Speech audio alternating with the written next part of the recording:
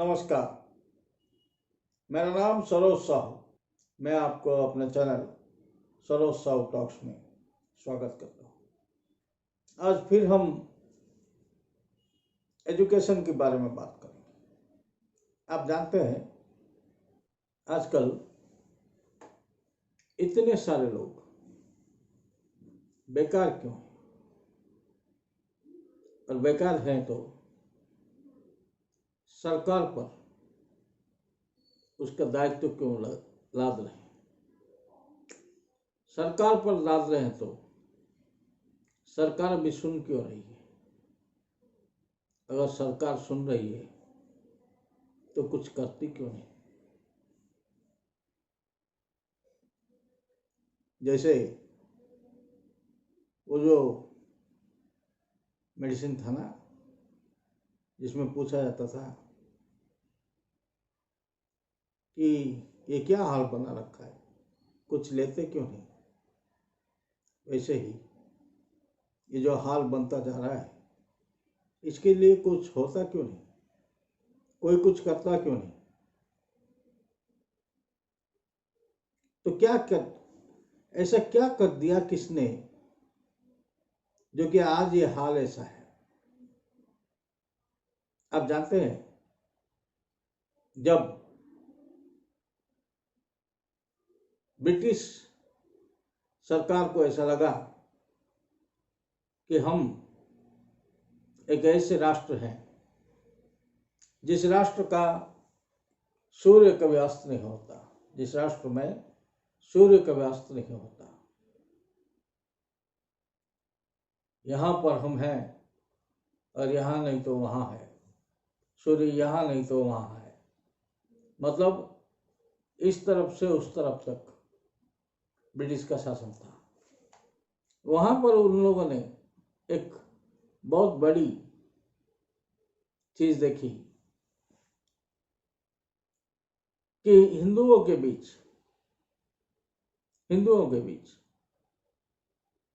जो सनातनी थे उनको तो बाय एंड लार्ज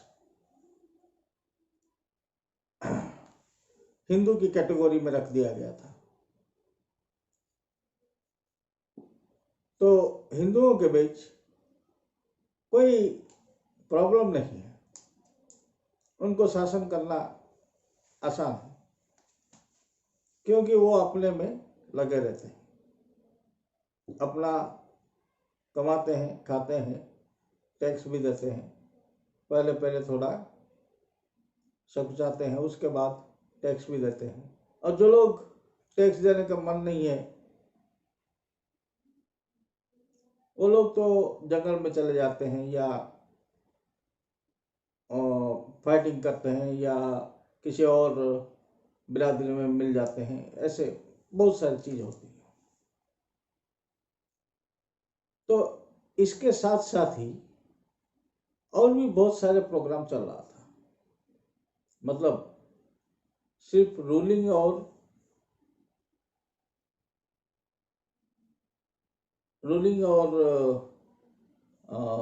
बिजनेस के अलावा ईस्ट इंडिया कंपनी के और भी बहुत सारे कार्यक्रम चलते थे, जैसे कि मिशनरी, धर्मांतरीकरण कैसे, लेडी पेडी हैंडपैन क्या होता था। अगर कोई क्रिश्चियन लड़की को कोई शादी करना चाहे तो उसको क्रिश्चियनिटी को अपनाना पड़ता था। पेडी मतलब अगर किसी को खाने का जरूरत हो और वो चर्च में जाके मांगे तो वहां से मिलता था, लेकिन उसे उस धर्म को अपनाना पड़ता था। तो ऐसा उनका आखिरी चीज था पेन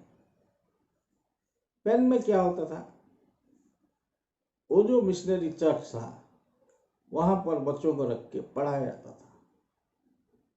अब पढ़ाया क्या जाता था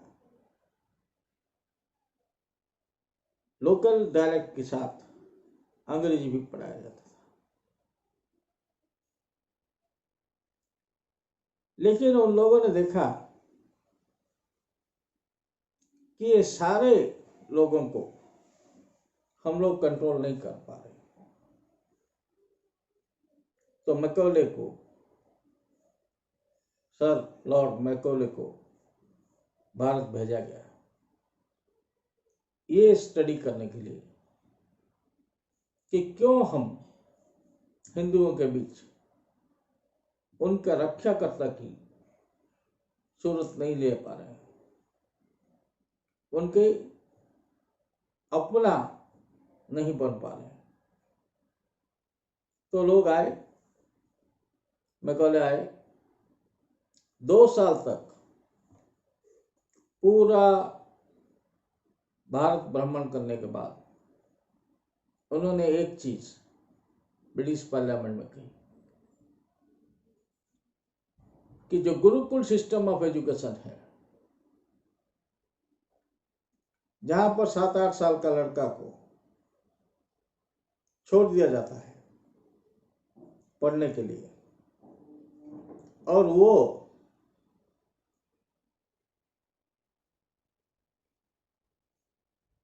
फार्मिंग से लेकर अकाउंटिंग तक वहां पढ़ के 15 साल 16 साल में जब निकलता है वहां से, वो एक कंप्लीट ह्यूमन होता है, वो एक कंप्लीट ह्यूमन होता है। वो गांव में जब आता है अपना घर खुद बना सकता है, अपने बच्चों को खुद पढ़ा सकता है, अपना हिसाब खुद कर सकता है, अपनी मतलब फार्मिंग खुद कर सकता है, अपने गाय को खुद पाल सकता है, उनके छोटी मोटी बीमारी में खुद उनको ठीक से कर सकता है, घर में भी जो छोटी मोटी बीमारी होती है उनको भी ठीक ठाक कर सकता है।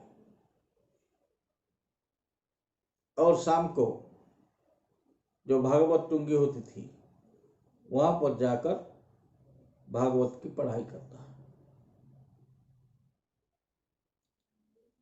ये जो रात 4 बजे से शाम तक ये एक रूटीन होती थी,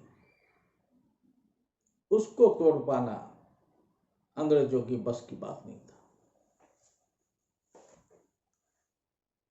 तब उन लोगों ने एक काम किया, चारों तरफ माइनर स्कूल बनाना शुरू किया ताकि एजुकेशन का लोग एजुकेटेड हो। लेकिन वो लोग भूल गए एजुकेटेड और लर्न में एक बहुत बड़ा डिफरेंस होता है। शिक्षित होना और प्रशिक्षित होना, ये दोनों चीजें अलग है। प्रशिक्षित वो होता है जो करके सीखता है, शिक्षित वो होता है जो देख के सीखता है या एक अक्षर के ऊपर घुमा घुमा कर शिक्षित हो जाता है या अपना दस्तखत करके शिक्षित मान लिया जाता है। उसके बाद स्कूल सिस्टम शुरू हुआ, सब ने हर कोई एक ही तरह का पाठ पढ़ना शुरू किया। अमीरों के बच्चे जब तक चाहे पढ़े, गरीबों के बच्चे जब तक दे सके पढ़े, मिडिल क्लास के बच्चे कभी खुद को गिरवी रख के या फिर खुद का धर्म नष्ट करके या फिर 5 बच्चों में से एक बच्चे को चूज करके पढ़ाया गया ताकि दूसरा जनरेशन अच्छा बने और दूसरी जनरेशन को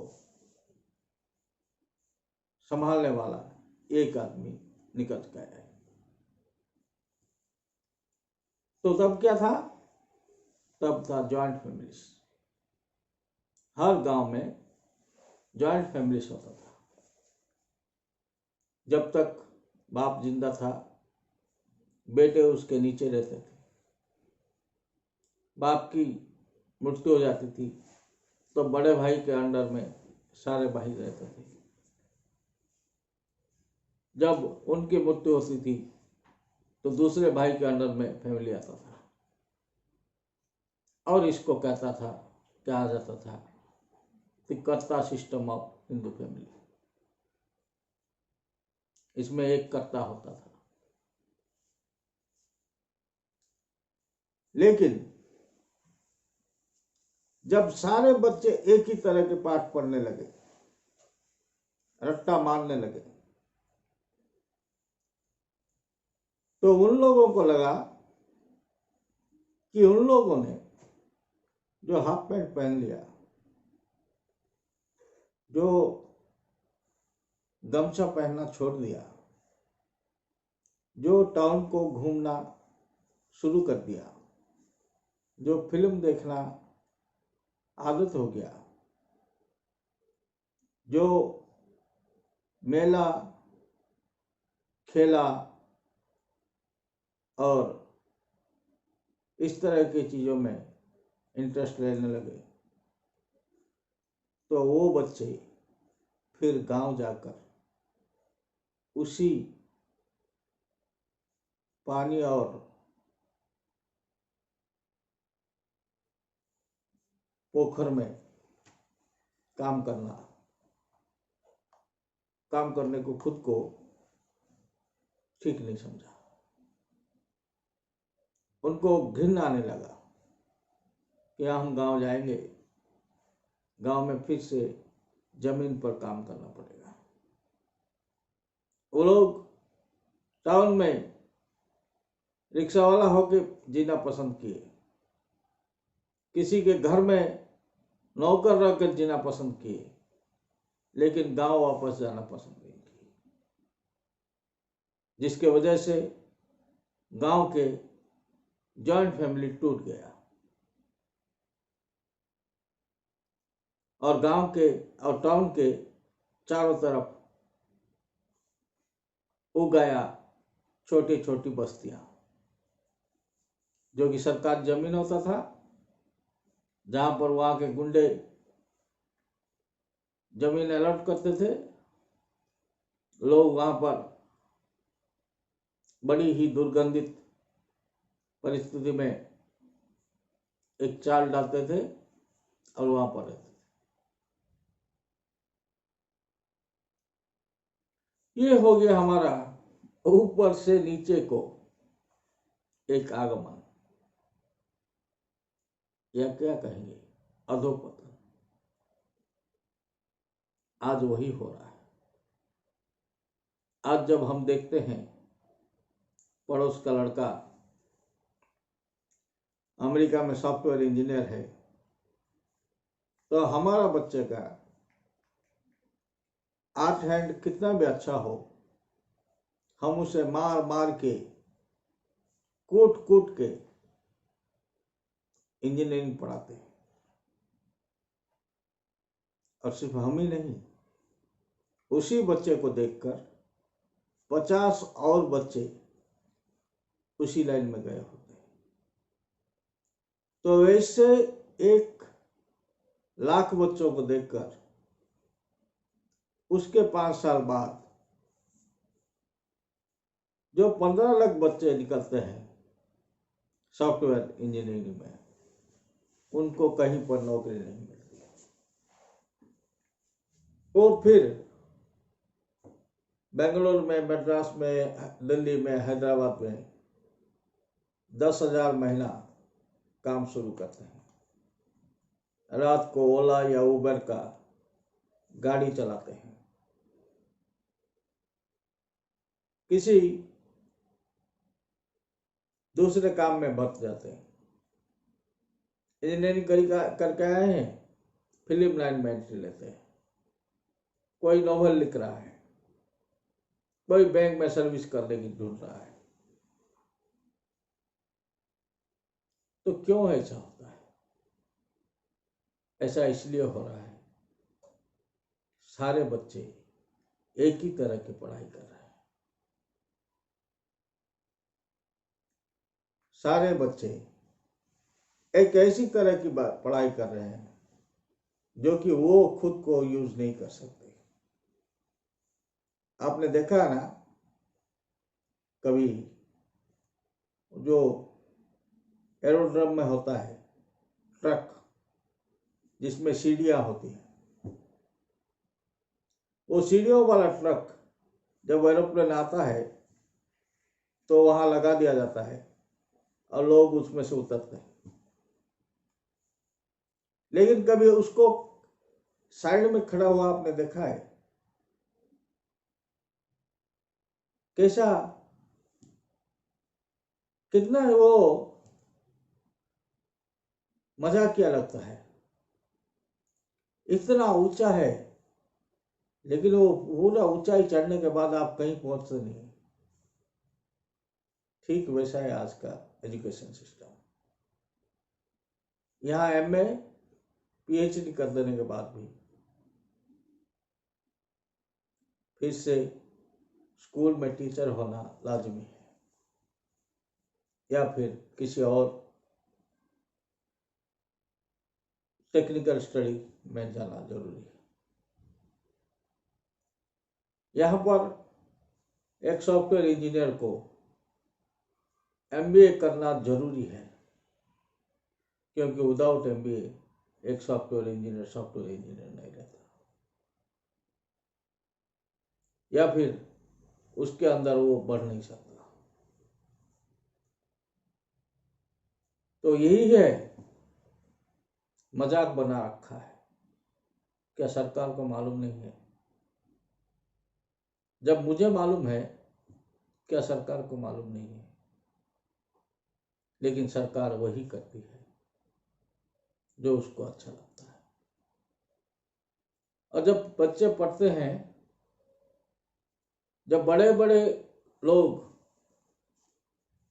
इतने छोटे छोटे लोग यही पढ़ाई बेच बेच के, यही एजुकेशन बेच बेच कर करोड़पति, 100 करोड़पति, 1000 करोड़पति बन चुके हैं, सरकार क्यों अपने स्कूलों को